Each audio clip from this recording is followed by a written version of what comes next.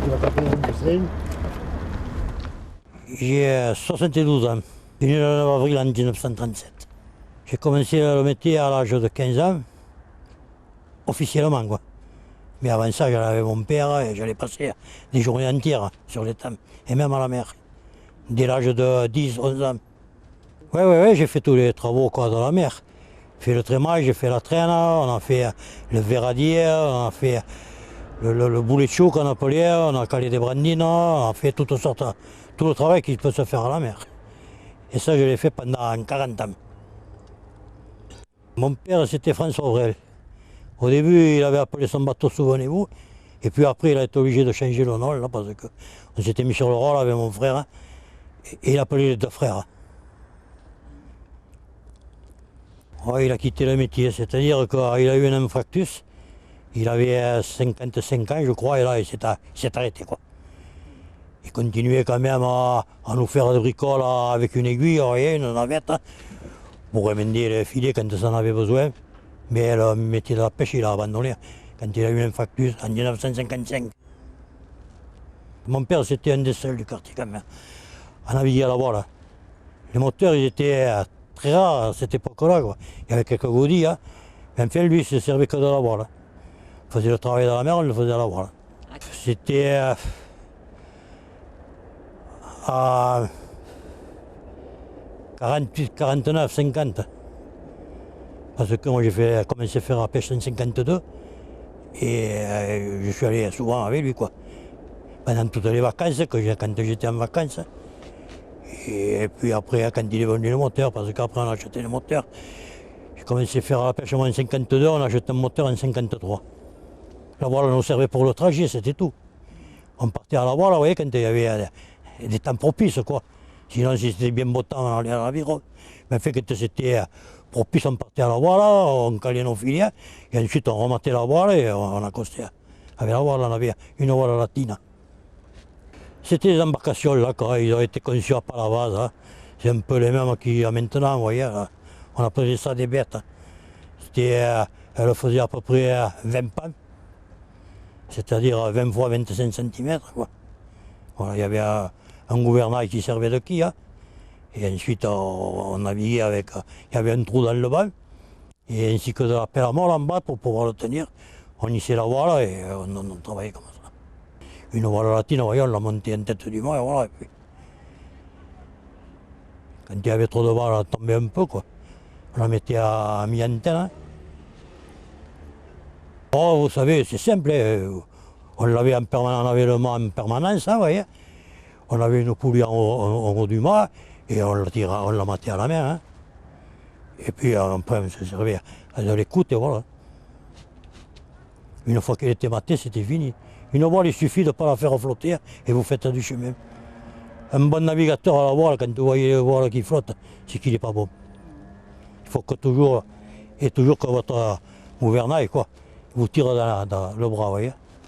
Quand on virait de bord, on passait de l'autre côté, vous voyez, on baissait la tête pour pas que ça nous attrape et on naviguait comme ça. Mais c'était, on l'avait en permanence, mais c'était très occasionnel, hein, vous voyez. Il fallait faire un long chemin, parce que nous, quand on faisait le travail de la mer, on allait sur place. Hein. On allait à Frontignan, là, et on travaillait sur le roc des Aresquies. Ça représente, je ne sais pas, 5 ou 6 km à peu près de la côte. Hein. C'est-à-dire, on ne pêchait pas la voile. Hein. La voile nous servait à naviguer. Elle nous servait la voile à aller sur les lieux de pêche. Une fois qu'on était sur les lieux de pêche, on la tombait. Voyez, tel qu'on l'a laissé comme ça là. Et puis après, ensuite, on l'a laissé quand c'était fini. Mais la voile ne servait pas à caler les filets ni à les lever. Elle nous servait uniquement pour faire le chemin. Les moteurs, ils ont dû arriver, il y avait des godilles qui sont arrivés à peu près dans les années 50, 49-50, et nous on avait acheté des chaises. Hein. C'était en 52, 53, quand j'ai débuté moi à faire la pêche. Ah, c'est-à-dire il y avait moins de fatigue, vous voyez. Parce que la voile c'est bien beau, mais on faisait la voile, mais après il fallait faire l'aviron, il fallait caler à l'aviron, il fallait lever à l'aviron. Après quand on a vu les moteurs, on a commencé à s'habituer. Et on avait pris l'habitude de travailler avec des moteurs, on le levait, on calait au moteur. Alors qu'à la voile, on ne pouvait pas le faire. comme je vous ai dit, ce qui nous faisait pécher, c'était la connaissance du travail. Parce que mon père était né sur l'eau. Et moi, après, je suis né sur le roc aussi. Moi, j'ai été engendré avec les pieds dans l'eau. Et j'ai continué à y aller jusqu'à l'âge de 45-50 ans. Partions à peu près vers la fin mars, début avril, et nous rentrions fin août. C'est-à-dire qu'on est passé 5 mois, quoi, 5 bons mois. Et puis alors on travaillait là dans l'étal, alors on commençait à préparer, à planter les filières qui étaient conçues pour l'étal là. Et on commençait à y travailler jusqu'au mois de mars. On faisait un peu la clovissière aussi, vous voyez, parce qu'il y avait des saisons creuses. Hein. Quand il arrivait à fin décembre, là, tout le monde de janvier, février, jusqu'en mars qu'on parte, c'était des saisons creuses. Hein. Alors nous pêchions le coquillage. Hein. On pêchait la palourde, le clovis, l'huître, un peu tout. Hein. Ici du quartier, nous étions 3 ou 4 familles. Il y avait M. Visoire, René là, qu'on appelle Canis. Hein. Ensuite, nous avions à Mourmont, là, qui travaillait avec un jeune du quartier, là. Puis il y avait un oncle qui est mort jeune, hein, il s'appelait Paul-Henri. Enfin, nous étions 5 ou 6 familles hein, du quartier. C'est-à-dire qu'avant, quand vous habitiez le quartier de la Pointe-Courte, là, vous aviez les mois sans air. Vous passiez à rue, vous aviez mai, juin, juillet et août. C'était les mois sans air. Et comme il n'y avait pas de moyens de locomotion comme à l'heure actuelle, on était obligé d'aller ailleurs, parce que le coquillage, on ne le tirait plus. La plupart du poisson, c'était des rascasses. Hein. Ensuite, il y avait le rouget, il y avait le roucao qu'on appelait. Et puis alors, on prenait beaucoup de crustacés. On travaillait à la cigale, la langouste, le homard. Et l'année dernière, il était venu des crabes, vous voyez, on appelle les trilles. Hein. Vous savez, il y avait une raffinerie là, à Fontenay. Et alors, les pétroliers venaient sur coffre pour décharger le mazout. Il serait venu des œufs là, dans les ancres. Alors ça se serait répandu dans la mer, et puis après ça proliférait à quelque chose d'exceptionnel. Ça fait que ça nous avait rempli le roc. Vous avez eu combien de nacelles dans votre vie là, combien? Dans ma vie, il y a eu avoir à peu près une dizaine ou 12. Et construites par... C'est-à-dire, j'en avais acheté 2 à Palavas. Et puis, vous savez, les personnes âgées du quartier là, qui voulaient les vendre, j'en avais acheté une à M. Chia, j'en avais acheté une à M. Lec, hein. C'était un agent de police. Hein. Il avait un moteur là, il a voulu le vendre, et comme il était ami avec mon père, il lui avait vendu. Moi, et ici, là, il avait fait faire une astente aussi. Il avait un magasin là-bas sur Rasbach, de construction, quoi. Et j'avais fait construire une embarcation. Quand j'ai commencé à faire la pêche, là, mon grand-père, hein, le père de mon père, avait 2 embarcations. Alors, il en avait cédé une à son fils, à mon père, il s'appelait Souvenez-vous. Et il m'avait cédé l'autre à moi, elle s'appelait l'Aiglon. Oui. Et quand j'ai fait enregistrer au bureau de la marine, ils m'ont dit il faut changer le nom. Il a demandé la raison, quoi. Ils m'ont dit voilà, l'Aiglon c'est l'insigne allemand. Il a dit avant que nous sortions de guerre, alors on a fait lever le nom, hein, vous voyez. Et quand moi je me suis embarqué, j'ai demandé, m'a dit comment vous voulez appeler votre embarcation. J'ai dit l'Aiglon. Il n'y a aucune réticence, ça fait qu'ils m'ont enregistré sur le nom de l'Aiglon. Et depuis c'est l'Aiglon. Des bons souvenirs de pêche. J'ai travaillé pour élever les gosses, hein, et voilà. Il y a des années on avait des bons souvenirs, on ne parle que des bons, des mauvais on n'en parle pas. Enfin, oui, ouais, j'ai passé ma vie, je ne vais pas me plaindre. Mais j'ai travaillé, par contre j'ai travaillé. Nous faisions le travail, nous étions 5 familles. Hein. On était 2 par famille sans compter les gosses, hein. Ça faisait 10 personnes. Hein. Avec mon frère, on est 2 seuls qui restent. Il y a tout le monde qui est parti. Ça c'est douloureux. Quand j'y vais là-bas et que je vois que je reste tout seul, j'ai les larmes aux yeux. Voilà la plus grosse douleur. Après le reste, on sait qu'on est sur terre, on y est de passage, on vit tout ça.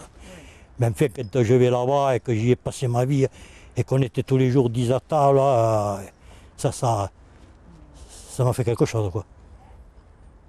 Aussi, j'y vais pas souvent. Hein. Pour les bikinis, c'est mon père qui avait donné son nom quand, justement, là, on partait à la voie, là, quand il ne faisait pas le vent pour aller, on y allait à rame, vous voyez. Et c'était tellement loin On mettait à peu près dans les à rame à 6h, 6h30 entre l'aller et le retour et caler les pièces. Alors on nous dit d'où on dit on vient de Bikini, on vient du bout du monde là-bas. Et après quand il y a eu le moteur, ça a été plus cool. Et on calait les filets là, et heureusement qu'il y avait M. Isoire qui était pas loin de chez nous. Là. Il a vu les flammes. Hein. C'était une embarcation avec une chaise, vous voyez. Et avant on avait toujours les bidons d'essence à bord. Il était interdit de débarquer d'essence. Vous voyez, on était obligé de garder à bord. Et je ne sais pas pourquoi, il y a eu un retour de flamme, bouf. Et le moteur s'est enflammé. Hein. Alors, au point de vue moteur, il n'y a pas eu de dégâts.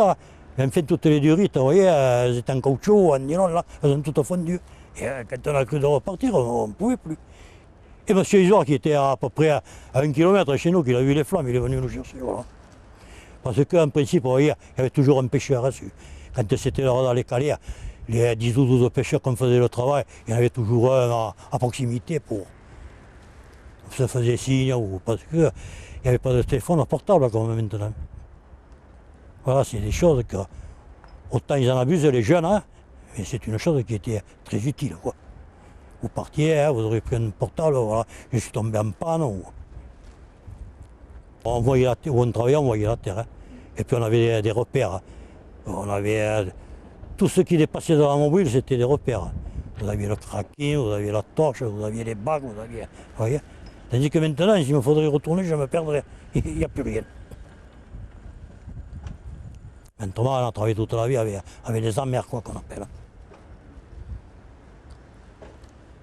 Mais le roc, je le connaissais comme ma poche, quoi. Et comme je rentrais dans ma maison, j'allais sur le roc. Je me rendais compte, pendant 37 ans et demi ou 40 ans, j'y étais dessus.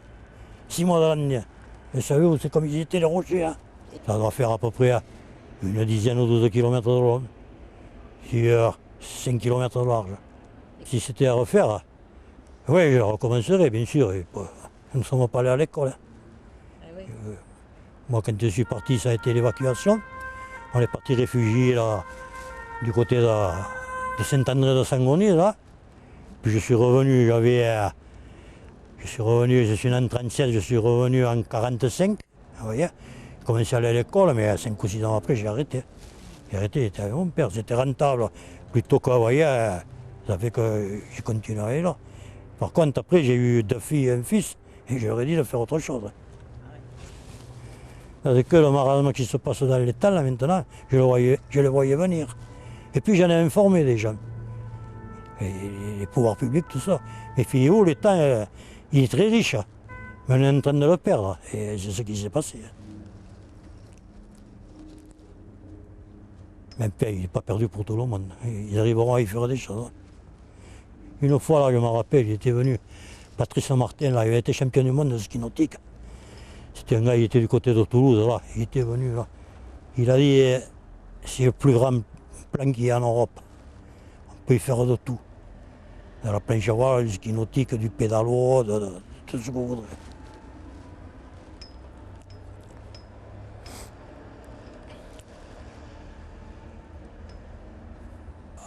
Avant, quand vous décidiez de faire quelque chose, hein, vous étiez suivi. Tandis qu'à l'heure actuelle, il n'y a plus personne. Quelle décision vous voulez prendre si vous êtes à 10 pêcheurs ou 12, hein, que vous allez vous plaindre aux affaires maritimes que vous n'arrivez pas à vivre. Ouais, vous savez, ils ne se cachent pas, ils disent, si vous n'arrivez pas à vivre, faites autre chose et nous, de l'État, on s'en servira. Voilà ce qui se passe.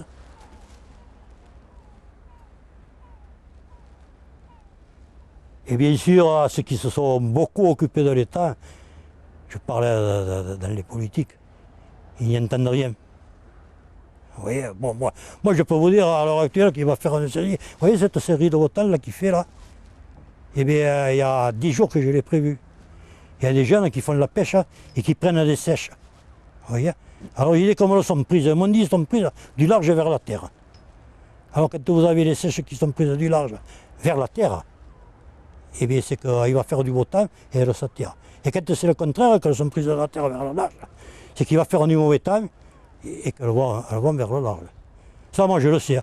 Mais Barnier, qui est secrétaire à la pêche, il ne le sait pas, lui.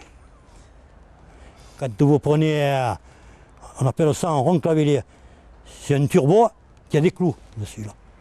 Quand vous prenez ça, que vous en avez un ou deux dans les trémailles, dans les 48 heures, vous avez une tempête. Ça, la météo, ils ne le savent pas. Mais moi, je le sais. Il y a de nouveau une sorte de poisson, on appelle ça la torpille. C'est un genre de rire sans l'électricité. Quand vous avez de ça dans le filet, vous avez le temps à la mer. Il sera fort ou pas fort, mais vous avez le temps à la mer. Vous n'avez jamais le Mistral ni la Tramontane. Vous avez le temps à la mer, c'est sûr. Alors comme je leur dis, moi, je leur dis, je n'ai pas été à l'école, ça je le sais.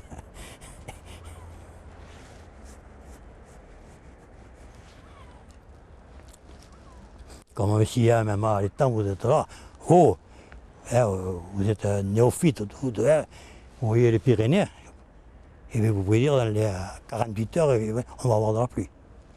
Ou tout au moins, on va avoir le temps mou qu'on appelle, nous, le temps à la mer. Il y a un tas les poissons, quand vous voyez le poisson sur l'eau, vous pouvez dire, on va avoir le temps à la mer et de la pluie. Quand vous avez le parc qu'on appelle, nous, le parc c'est le halo autour du soleil. C'est un arc-en-ciel qui fait le tour du soleil. Quand vous voyez ça, vous pouvez parier gros. Eh bien, vous serez gagnant. Vous pouvez perdre une fois, mais vous serez gagnant. Dans les 48 heures, il y a de la pluie. Et du côté qu'il est ouvert, parce qu'il arrive qu'il est rond, il y a des fois qu'il est ouvert. Et du côté qu'il est ouvert, il va faire un coup de temps de ce côté. Nous avions ici, dans les temps d'auto, la plus grande usine du département. Une fois, j'ai été mandaté à la préfecture. Je leur avais dit que ça nourrissait 4000 à 500 personnes, 4000 à 5000 personnes. Alors le préfet, c'était son second du préfet, c'était le sous-préfet. Il m'a dit, vous exagérez, vous venez de Marseille. Et on a énuméré, vous voyez, avec sa secrétaire là. Alors bien sûr, il y avait le pêcheur, il y avait le conchyliculteur. Et puis après, on y a ajouté ceux qui font le mariage, ceux qui font les embarcations, ceux qui les réparent. Enfin, ceux qui font les filets, quand on a eu fini le compte, la secrétaire il a dit, monsieur, il n'est pas loin du compte. Nous étions à peu près, parce que chaque année, là, nous tirons au poste, vous voyez. Chaque pêcheur choisit le poste qu'il va avoir du mois de juillet jusqu'au mois de juillet l'année après. Nous étions 100. À l'heure actuelle, ils sont une dizaine au quartier. Vous voyez, la diminution, ça fait presque du 90%. Qui restent, ils vont survivre. Mais enfin, il n'y a plus un apport de jeunes, vous voyez. Les parents qui ont un gosse, même qui ne savent pas quoi en faire, ils ne vont pas faire la pêche. Ça ne sera plus rentable. Trop de charges et puis trop d'heures de travail. Vous savez, quand vous faites... Même les pêcheurs qui ont bien travaillé toute leur vie, qui s'en sont sortis, ils ont gagné le SMIC. Moi, j'ai eu travaillé jusqu'à 14, 15, 16 heures par jour pour pouvoir élever mes trois gosses. On commençait le matin, on se levait, c'était 3h30, 4h, et on s'arrêtait le soir, c'était 22h ou 23h, temps de soigner le poisson, vous voyez.